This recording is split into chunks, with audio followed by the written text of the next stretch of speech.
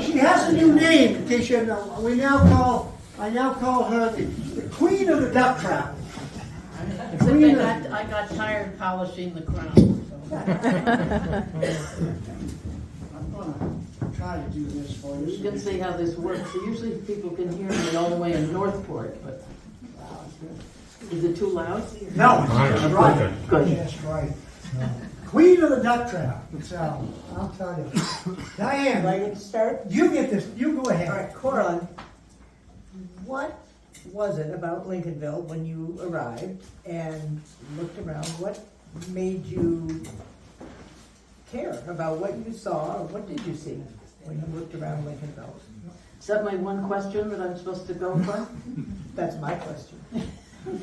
I was told I was going to hear what the questions were, and I didn't hear. So, but they knew anyway I wouldn't pay attention. So, there we are. Well, the truth of the matter is, I moved to Lincolnville. I didn't know a single soul. I didn't know anything about it, and actually, I wasn't necessarily all that interested. I was running the cat's pajamas, and that was cats. But the thing is, somebody asked me the other day if I had explorer genes.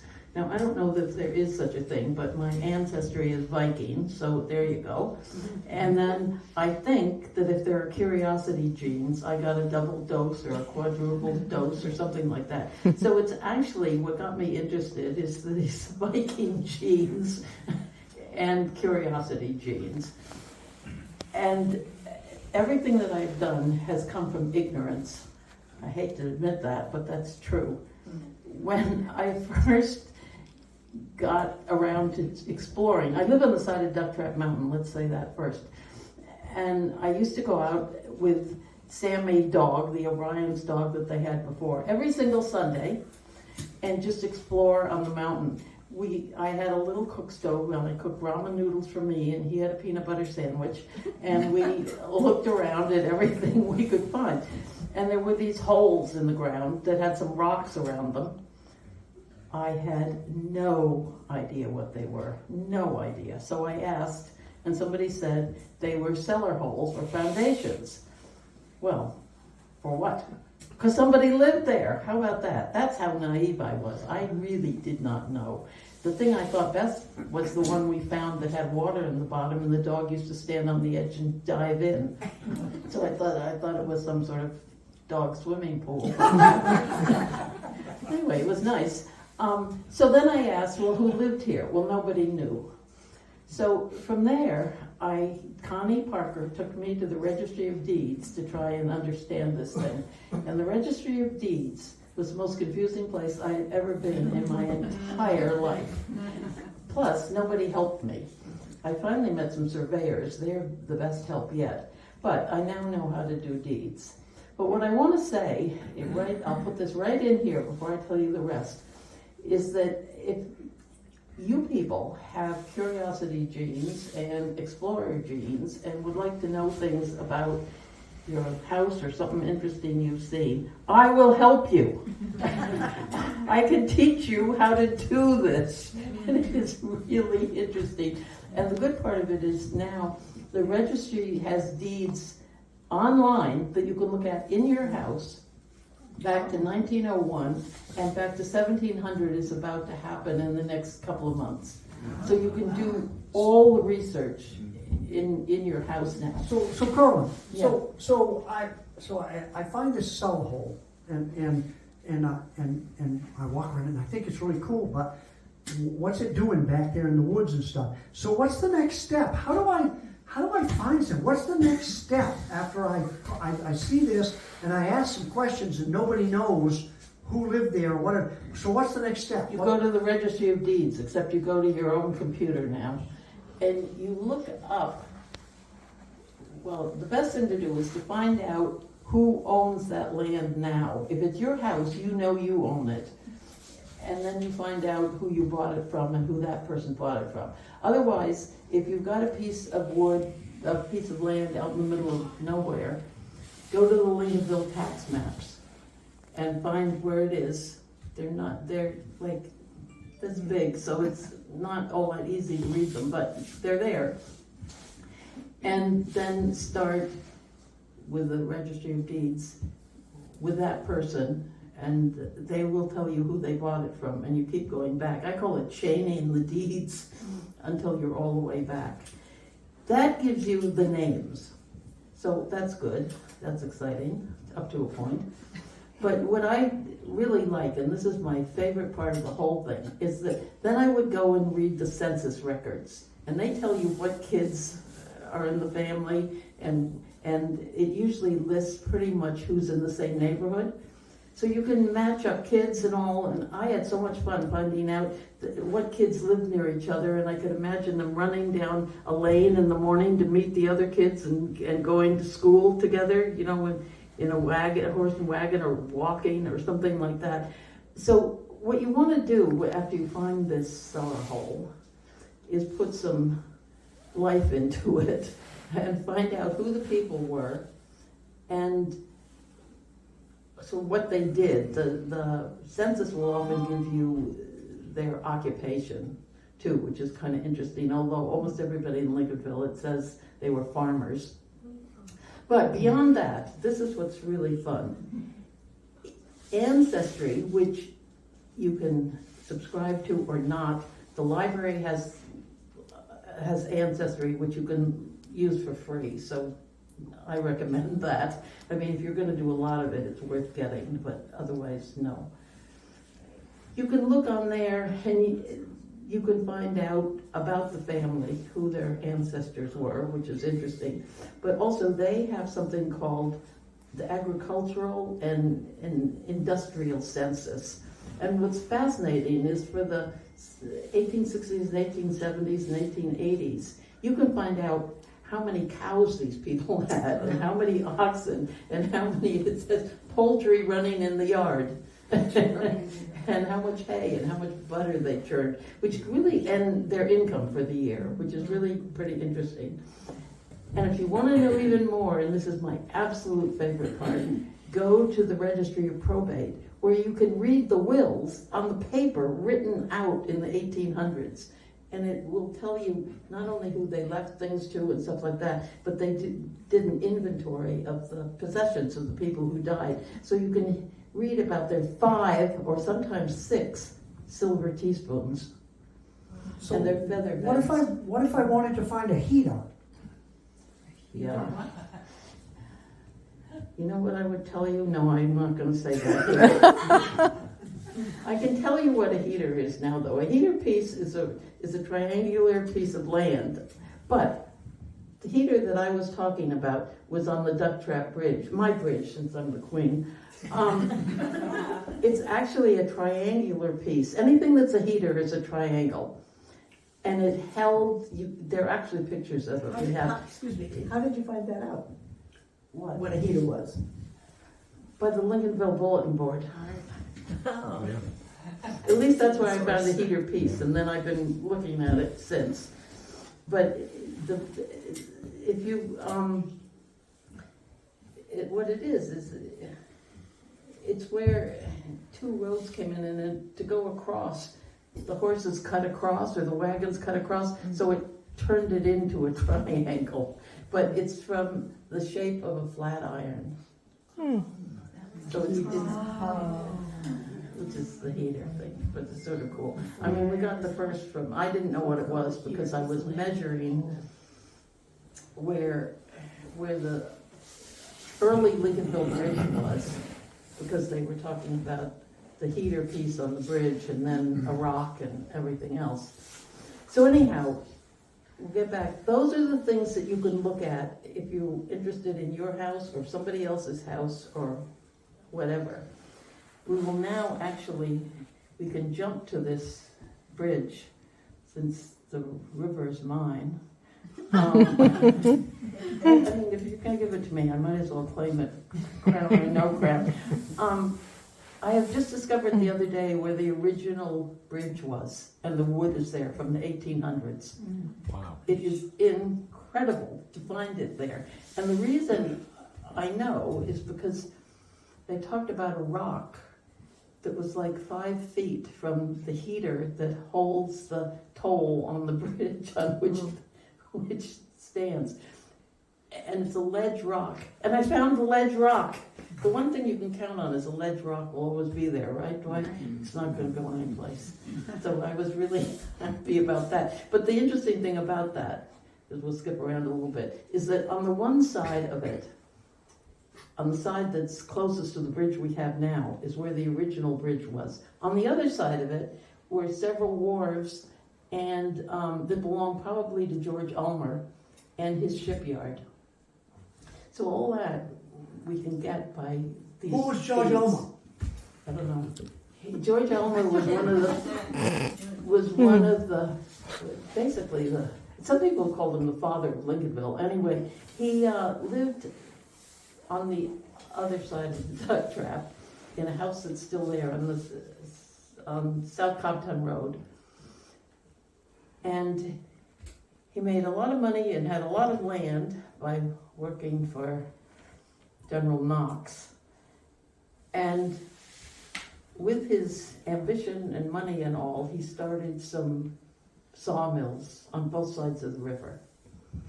And we have the sawmills still there too, because I've been going down to the river. How many of you have heard this story and How tell do you me get I down shouldn't to- do it? How do you get down I the know. river? I want to know how many of you have heard this. I know. All right, you have to promise not to tell me that I'm terrible and not to tell me I can't do it again. There's certain people that I've already lied to about doing it, like Cheryl's husband. I don't like lying to people, and I know that if you ask me if I'm going to do it again, I'm going to lie to you. So prepare ourselves for this. The George Ulmer had his first mill on the east bank, which is on like the northport side of the river. And his brother had mills, he and his brother, but mostly his brother had them on the west side. Now, the Duck Trap River goes down like this. I mean, it's at the bottom of steep sides. When these were mills, they had roads that came basically from where Route 1 is now. And those roads have disappeared. They're under the bridge abutments now, so you can't, the only way to get down is these steep sides. And as you can probably see when I walk up here, I can hardly walk these days. I'm really pretty badly off. So I can't make it down there walking. So to do the one on the east side, which is where I live, I went down on my bottom, bump, bump, bump, bump, bump, like a little kid. And when I got down there, I couldn't get down to the river to see where the mill was. I could see there was something in the rock. I wanted to see it. So I went back home and came back several days later, tied a rope around a tree and rappelled down. I was sort of dangling there for a while. It was not cool. I was all by myself. The only thing going for me is I always have Rosey willing to rescue me if he can find me. And Corelyn, these days you have a phone. I have a phone. When you used to get Except lost, when I go with some people, I lose it. when she got lost with Sammy, she didn't have a phone. I didn't have a phone. And she'd be out in the woods with the dog and it's getting dark, but. I tell you, it's these Viking jeans. It is. That's what- So I need to tell just about this lady that, how she's just so much energy and stuff. But so she wanted to find this fits right in. So she wanted to find these gold mines, which are down on Route 1. So I took her down. Oh no, I told her where they were and got permission from the landowner. And she went down and talked to the people. And I actually went with you the first time and I started you out. And then a couple hours later, the family called me up and said, "We're really worried that lady's been in the woods for 2-3 hours. We think maybe she's..." I said, nah, don't worry. She's going to show up. So a half hour later, they called me back. They said, "That lady has still not shown up to get in her car, still in the driveway." I said, "Is it in the way?" They said, "No, it's not in the way. But we're really worried about her." I said, "Don't worry about her. If she doesn't show up at dark, call me back at dark, and we'll come down and we'll find her." And there was another part to the story in between. There were more phone calls. And Rosey says to them, she's either having a wonderful time or she's fallen into a gold mine and she's dead. And the people are like, on our property, dead? No. So Rosey, we actually meet. Actually, Rosey didn't start me out. He told me where to go, and of course I didn't find where I was supposed to go, so I found something else. I found a better gold mine, which we'll talk about. But anyway, when we finally got together, and then he took me to show me what I was supposed to see, he said, you know what? Oh, he said, well, how did you go? And I said, well, I was sort of didn't know where I was, so I went up. He said, you know what? I wouldn't have found you because I would have looked for you down. It's like, oh, good. I could have been there forever. I want to say that I've never actually needed rescuing. It's all close. So let's go back to this mill because this is really actually interesting. So that was my rappelling thing. But on the other side, there's lots of wood from the mill. John knows this, Ryan knows this. But you can't really go down. John has given me permission to go down on his property, which is really nice, except that Well, it's your river. there's no that's right. There's no trail down there either. So I couldn't figure out how to go. So for 6 times, I actually went down the drain that goes along Route 1, bump, bump, bump on my bottom, all the way to the bottom. And then I climbed up to get, it's wonderful down there. I mean, the first time I was down there, the alewives were running and there were eagles all over the place. And it's just wonderful down there. And you can explore and see all the wood that was there from the mills. It's absolutely fascinating. I mean, I sat there for hours and walked around and stuff like that, took pictures. And then I climbed up the hill where I discovered afterwards was where they sent the logs down to the mill pond. So it's not an easy hill to get up, and since I can't walk, I go on all fours. I'm like a dog, but anyway, doing some of this, I feel like Christina's World, let me say. And I look like Christina's World. But anyway, so the other day, I was waiting for the vegetation to die down. So the other day I decided instead of going down the drain, which is full of water, I was going to walk down this hillside. Oh my Lord, I got to the top of it. It looks like Mount Everest. It is so steep.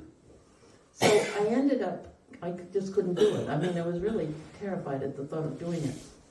The little stream that goes by it, so that's easier. So I bump down the little stream. And then I thought, have I really been climbing up this hill? So when I went to come up, this was my 7th time on this hill, I stopped partway and looked down to see if I was on the hill that had looked so steep. Yes, I can climb up that steep hill that they sent the logs down. But I can't go down it because it's absolutely terrifying to me. So there we are. So through part of the going down the drain, I hear from Rosey, it would really be nice if you'd let me know where you were, so if I have to rescue you, I'd know where I was going. So I've been, you have a app or something on your phone, yeah. and so I can track her. Yeah. I can track her. Yes, I track her.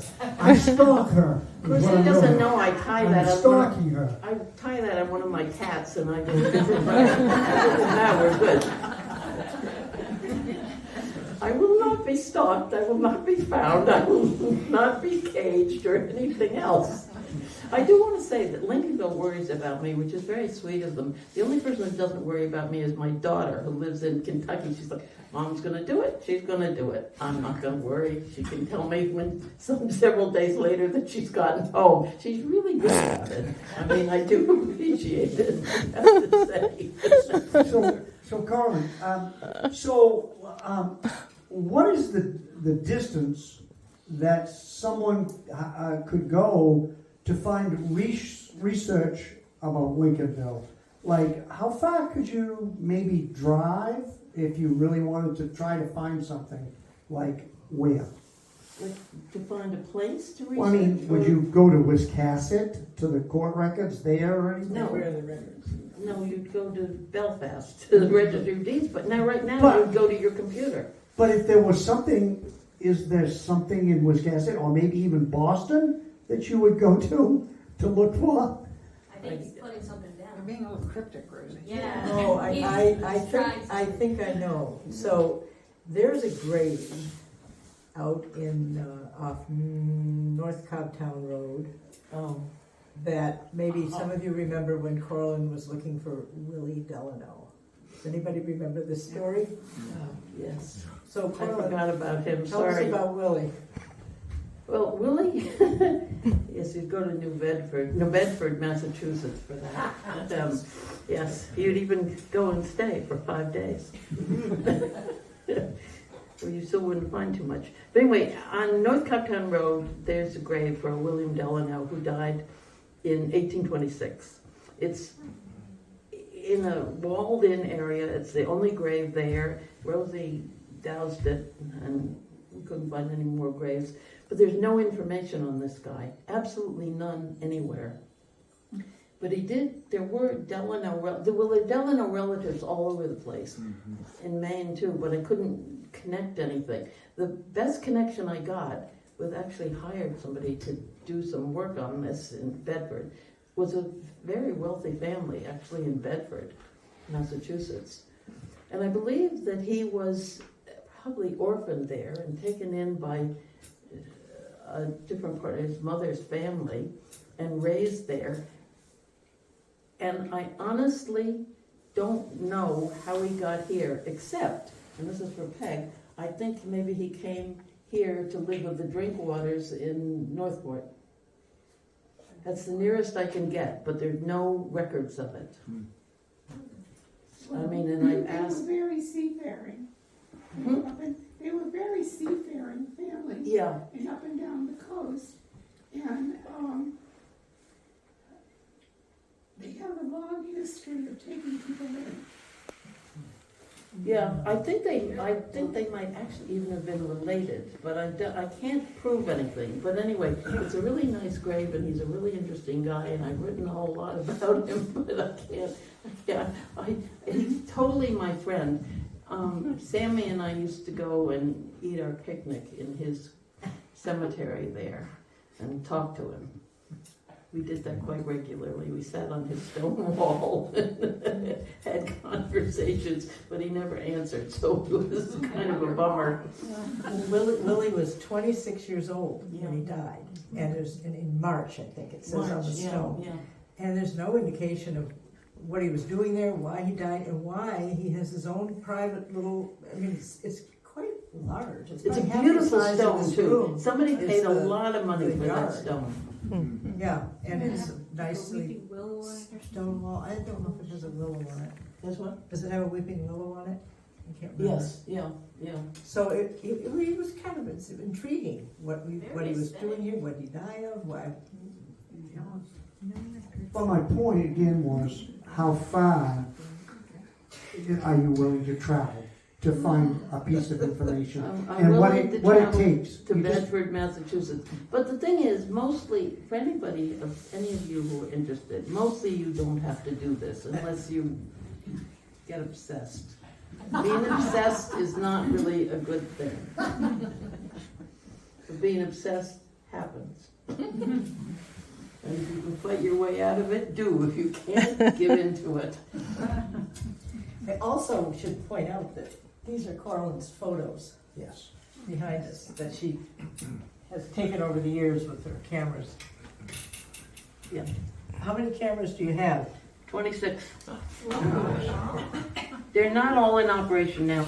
They would operate. I'm not operating because of the walking. The walking issue is extremely annoying. I want to say one more thing about lime, because the thing I've been working on for the past 3 years is Lincolnville's lime industry. And that also came about from lack of knowledge. I'm actually about to write something up for the Historical Society, but it's related to the animals. I was sitting by a pond watching beavers, and I asked, it's near Coleman Pond, what pond that was. It's not a pond, Corelyn, it's a quarry. Oh, what kind of quarry? Lime quarry. What's a lime quarry? I only knew lime that my mother bought in a bag for her garden. I mean, that it came from someplace was brand new news to me. So I got really interested in the lime quarry thing, which has led to studying all of Lincolnville's big lime quarries and walking through all of them or around them or whatever, and studying kilns and finding them, and then studying some of the stores that were related to it, all the wharves, including the Steamboat Wharf and all the ones at Frohawk Brook, and now this major study of duck trap, which I really discovered nobody had really done. People have done some of it, but did you know there was a clothing mill and carding mills and all these things down there? I mean, it was huge. And if you go down by the drain, you can find the remains of all these things. And by the way, some of you might remember we used to have a panorama of duck trap, a wonderful photo that shows the whole of duck trap in about 1900 in a photo. And it's hanging in our bathroom.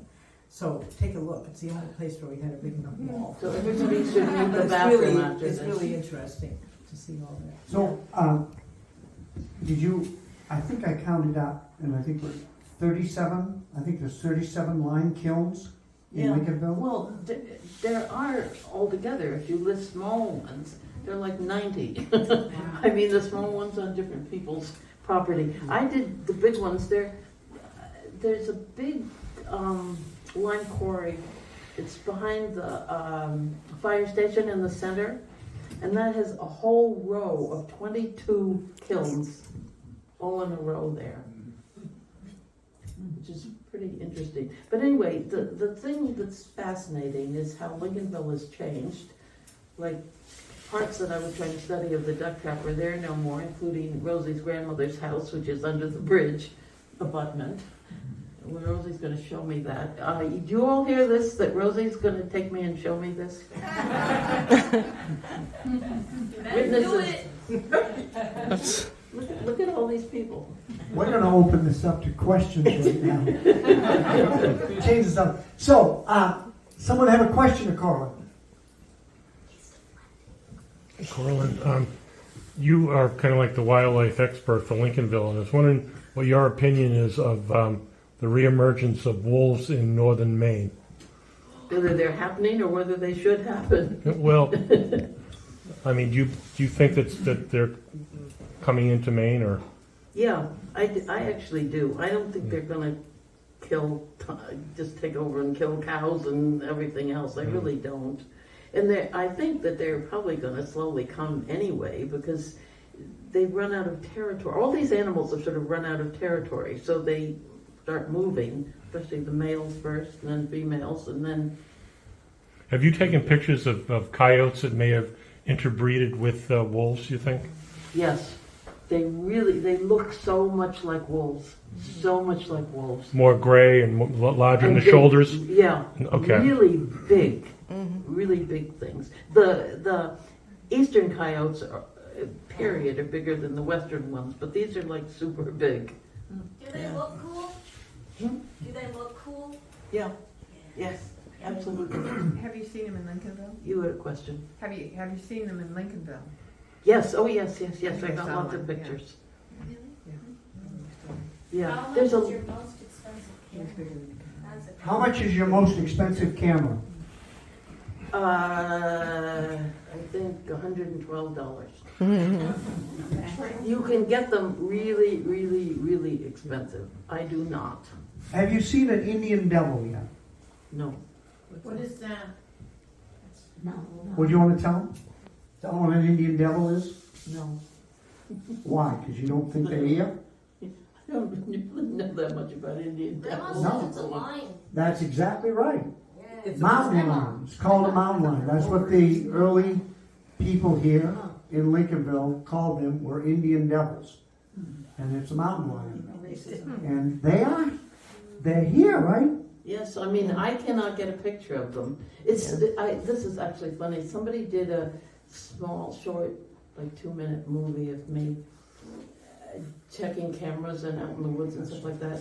It's really weird. In the end, he says in it, he talks and says that Corelyn, when Corelyn dies, what she's chosen is to be killed by a mountain lion, which is the truth, because I wanted to be in front of one of my cameras so we could prove it. So anyway, he says this, and then it's showing me sitting there, and then suddenly I go dark.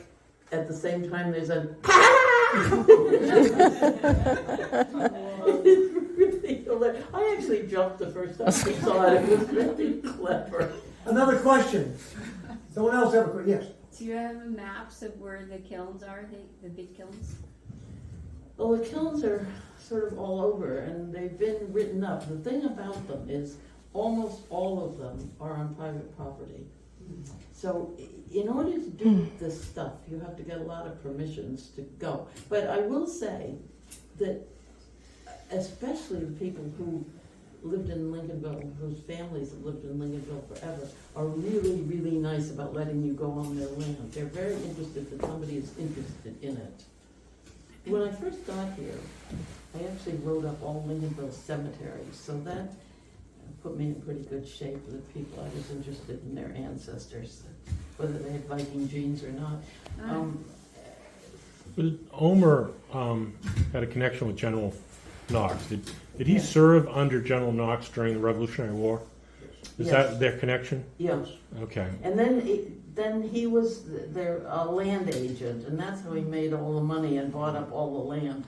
Like, he was the wealthiest man in Lincolnville, and his brother was second. And then he lost it all. Then it was Dawn French. It was. Any other questions? Yes, in the back. Did you ever have occasion in your cemetery travels to research any of the stone carvers of headstones, the old headstones?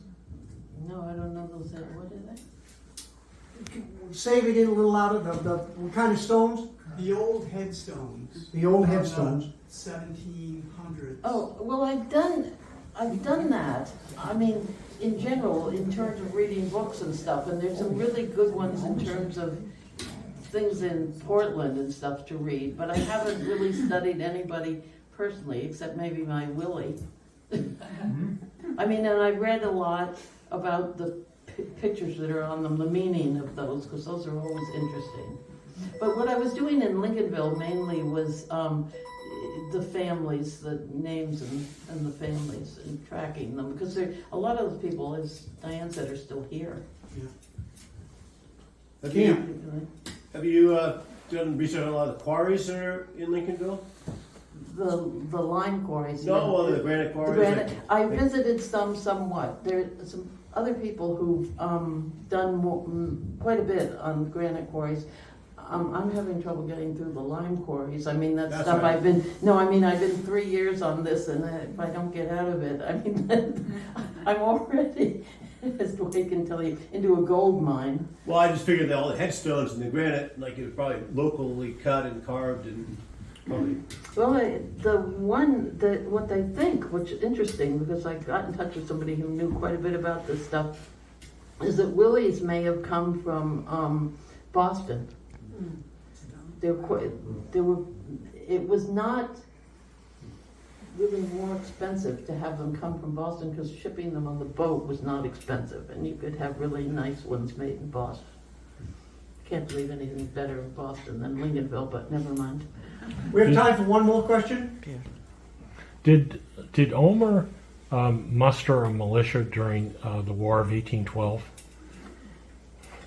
What they were doing mostly in the War of 1812, because it was a big deal, was fighting the embargo.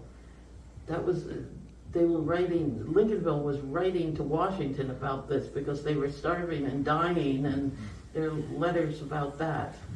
Ulmer did. He went up to Eastport, and I think that's where he lost his money. That was a big failure. And after that, he pretty much was impoverished. Were the British in charge of Eastport at that time? I don't know the details. I think that's too big to read about. I don't know it.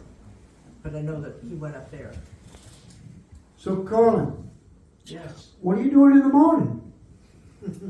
I'm sleeping in while Rosey thinks he's taking me to see the blueberry fields and stuff.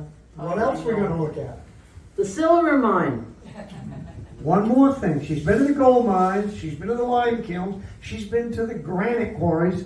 And now we're going to the silver mine. Yes. Which is not as good, and Dwight can tell you this too, as my gold mine. I just have to tell you quickly, this gold mine is Lincolnville's only incorporated gold mine. It was incorporated in 1880. It's just off Route 1. It's got lots of quartz. It was part of that white quartz vein that went through there. And the exciting thing to me, and I actually even got Rosey excited about this, is that way back, I had read a deed that talked about saving the minerals for a paint mill. I didn't even know where that was. But I got connected, like last year, with the fact that the quartz vein and the gold mine were the same place as the paint mill. Done mostly by Ellis Freeman. It was the Freeman farm. So I'm now working really hard because upstairs they have samples of that paint in powdered form. And I'm trying to find out exactly what it was, and also from Dwight trying to find out if it was kind of a byproduct of the which is new thought to me, a byproduct of the gold mine grinding up the quartz, or whether it was like separate stone. It obviously has a lot of lead in it, healthy stuff, you know. But anyway, so there's just so much. What I really want to say to you people is, if you get interested in your house, if you see something interesting along the side of the road, I just saw a chapel along the side of the road in Northport. Plus, I read a deed about, by accident, about lime kilns there. So I stopped a guy walking his dog and said, "What about that chapel?" He actually told me about the chapel. So there's so many things you can find. And I know where the lime kilns are too, but I can't get to them. But anyway, so just look, and when you get something, you can find out about it. I mean, you can either do the deed thing, you can call me, or you can ask somebody walking their dog. I think that what I take away from knowing Corelyn is you never have any reason to be bored. There's always something interesting to just be curious about. May I present a suggestion to you folks? The three of you are an incredible treasure trove of Lincolnville history. I think you should get together with some college kid in their 20s who'll do a drone survey of Lincolnville, and you guys be the background voices describing what you see. And I think it would really be unbelievable to enjoy your reflections on what that drone is seeing, or what parts, what mountains you're on, or what rivers you're going. I just think that would be wonderful. That'd be this is what we're trying to do, is get the people involved in town. So that would be a wonderful thing for you to do, is to find that 20-year-old and get us organized with that. So yeah, the reason I say that, get a hold of the ball, bounce it our way, and it would be great. The reason I say that is there was a guy like probably 26 years old down at Camden Harbor, and he had a drone, and he was like doing it like it was. He was just so agile with this drone. He was going, 100 feet here, 200 feet there, and he was going over boats, and it was just incredible, his ability to control it, So. Well, we just want to thank you so much for coming tonight, and I hope you enjoyed it. We wanted to remind you that there's cookies and cider and a donation bucket. The cookies are really good. Yes. At the museum. And the museum. Steve and Jane will be here till 11.